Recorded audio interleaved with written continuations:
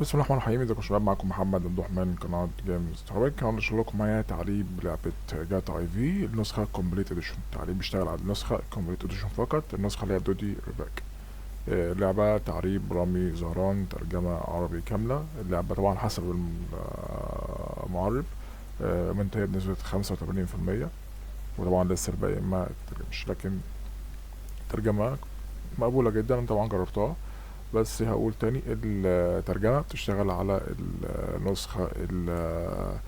النسخة الريباك. الترجمة كاملة لحد 85%. بس كده ندخل بقى على شرح الترجمة. سهل جدا. هسيبكم طبعا ملفات الترجمة في كالعادة على الديسك، على الفيديو، على القناة، في الكومنت المثبت، عشان طبعا احتياط عشان نعمل القناة. وطبعا لازم تكون في الجروب بتاعنا جيمز ترابيك، عشان رابط على الجروب جوه، فلازم تبعت طلب انضمام. عشان الناس اللي زي ما تحطش رابط مباشر لحضرتك، لا، عشان القناة ما تقفلش. انا اتفقنا قبل كده اكتر من قناة عشان الموضوع رابط. فندخل على شرح التعريب.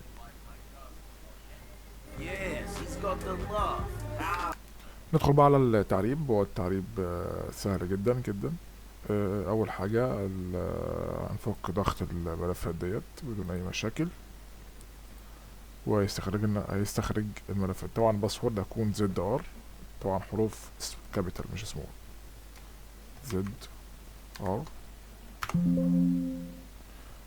الباسورد غلط.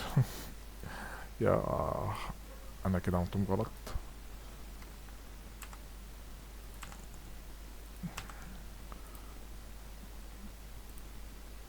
عشان طبعا ابين الباسورد ار زد. تمام، اوكي. فك ضغط الملفات قدامكم اهوت. نيجي بقى لاخر خطوة، ننقل الملفات للعبة نفسها. ملفات يا جماعة بعد فك الضغط. طبعا الملفات لازم نحطها في النسختين.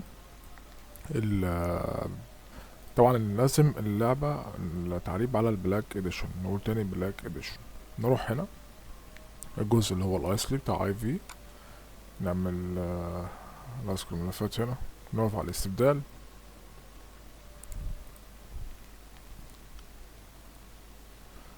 نفس الكلام في الزرار اللي هو الدي ال سي بتاع اللعبة،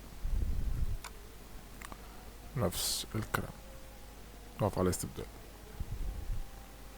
هقول تاني عشان التعريب يشتغل معاكم بدون اي مشكلة. لازم النسخة الكومبليت اديشن اللي هي من دودي ريباك.